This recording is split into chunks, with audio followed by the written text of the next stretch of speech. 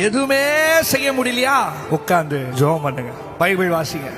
எதுவுமே செய்ய முடியலனாலும் இது ரெண்டு செய்யணும். தாவீது எல்லாம் செஞ்சு பார்த்தான், பாட்டு பாடி பார்த்தான், ஆடி பார்த்தான், துதிச்சு பார்த்தான், ஆராதிச்சு பார்த்தான், என்னென்னமோ பண்ணி பார்த்தான். அவனால கடைசியில ஒன்னும் செய்ய முடியாத போது என்ன தெரியுமா சொல்றான்?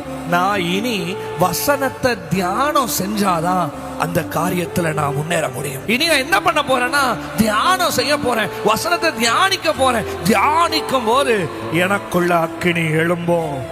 எதெல்லாம் என்ன எழுப்ப முடிக்க எழும்புச்சோ அதெல்லாம் நான் தியானம் செய்கையில் கர்த்தர் அதை அக்கினியை கொண்டு முறியடிப்பார். நீ தியானம் செய்ய உனக்குள்ள ஒரு அக்கினி எழும்பும்.